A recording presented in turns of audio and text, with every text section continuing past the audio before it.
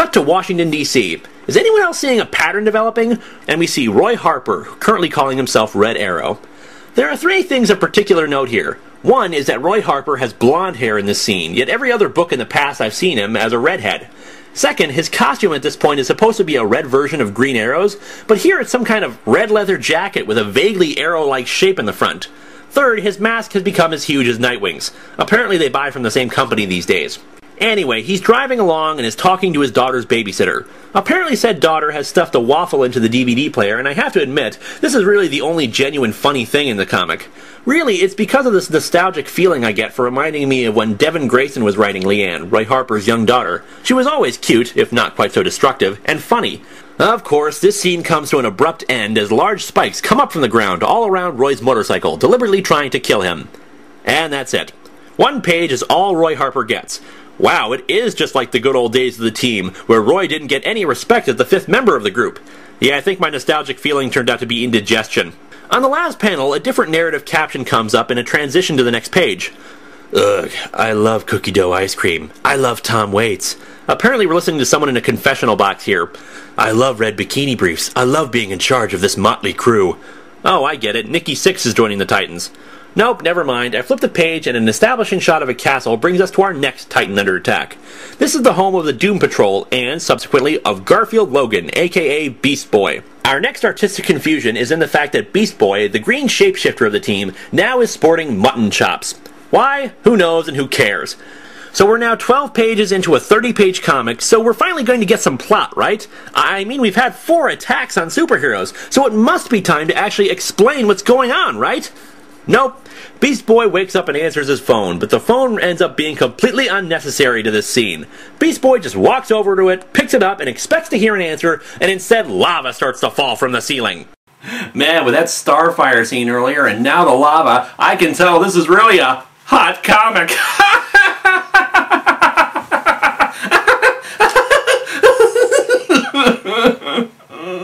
In yet another full-page spread, Beast Boy transforms into a flying squirrel. I'll save you the Rocky and Bullwinkle joke and instead comment on the fact that this transformation sequence oddly resembles the front cover of the old book series Animorphs, where human beings turned into animals to fight an alien invasion. Man, remember Animorphs? I'd really love to read Animorphs right now instead of this. Hell, I'd be happy to watch the low-budget TV series they made of it instead of reading this. It's all in your Out in deep space, Kyle Rayner and Donna Troy are arguing with one another. Oh, and hey, Kyle Rayner's mask suddenly got really huge too, and... oh wait, his mask is supposed to look like that. Oh, I get it. In the scenes with Nightwing and Roy Harper, Ian Churchill thought he was drawing Kyle Rayner, and the inker and colorist just fixed it for him. Donna's costume is just looking hideous. In an artistic decision I'm still trying to comprehend, following Donna Troy's return from the dead a few years ago, artists decided to trade in her halter top for a tank top, one that exposed lots of cleavage. Of course, for all the insults I could throw at that decision, Churchill took it a step further and just made the cleavage for the costume non-existent. So basically, Donna's wearing a bra that cuts down, exposes her entire cleavage, and then comes back together again for the lower part of the suit. I'd get into why these two are arguing, but it's related to Countdown, and I'm already dealing with one comic abomination, and I don't want to get into 2. A hole opens up in space itself, and thousands of tentacles come out and attack the two. And that's our scene. Oh, and do I really need to say it? Yeah, the space tentacles were in another full-page spread.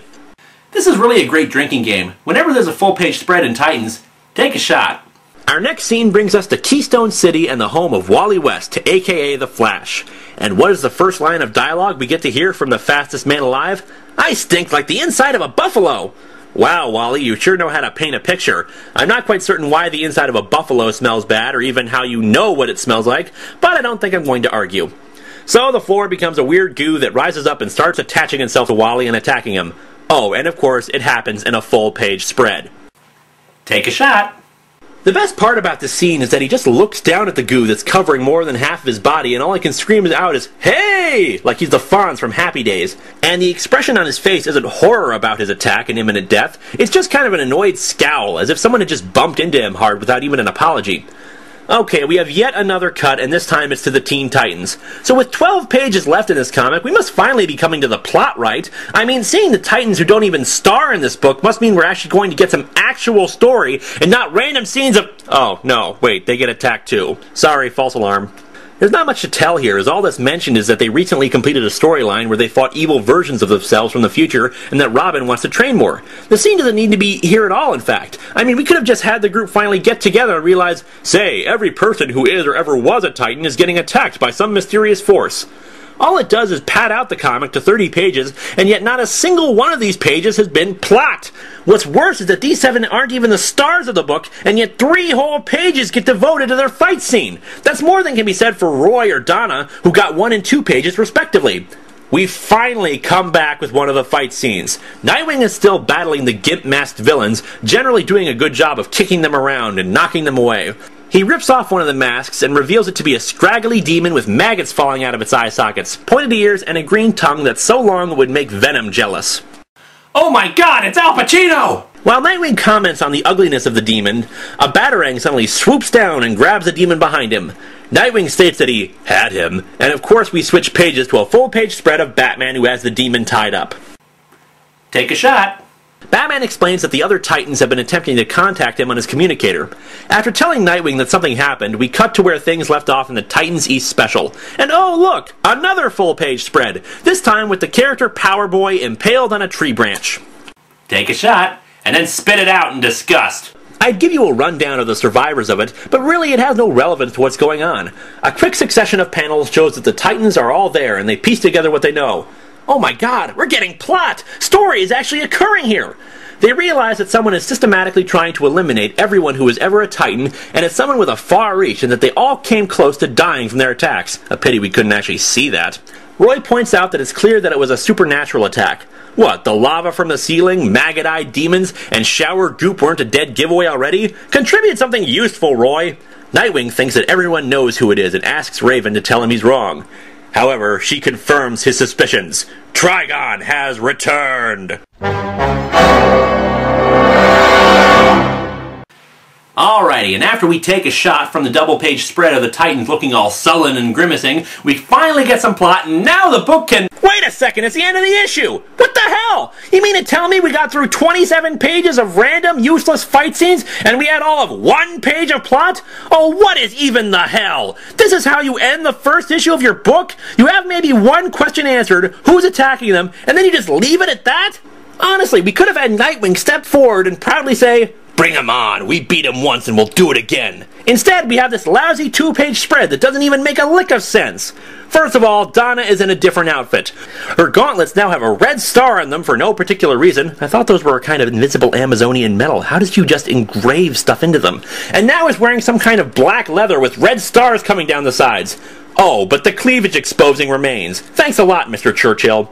Roy Harper's back in his Red Arrow costume, but in addition to the giant quiver he wears on his back, there are 2 other giant quivers hanging from his belt that would not be useful to him in battle. Nightwing has scuffs all over his costume and broken glass embedded in it. Donna had time to change her clothes, but Nightwing didn't. Starfire has clothes on, but she's just holding her elbows like she's cold. Can't imagine why. And she looks stoned. This book is awful. After counting the full-page spreads, I discovered that there are 11 pages devoted to them. 11 out of 30 are full-page or 2-page spreads. This comic ended up costing $3.50 because more than a third of it has been used by a lazy writer and an even lazier artist to make big spreads of the heroes. If I wanted a freaking pinup book, I'd have bought a freaking pinup book! And you know, maybe I'd even let someone like Alex Ross get away with that. But not this crap. The anatomy is bad, the costumes are drawn incorrectly, or have just been made stupid, and while the monsters themselves look really cool, I didn't want to pay an extra 50 cents to see them. The writing is atrocious, with no resolutions on the fight scenes, and the characters don't act like the Titans that got me into comics. Really, I feel there's only one way to describe this comic. It stinks like the inside of a buffalo. Teen Titans.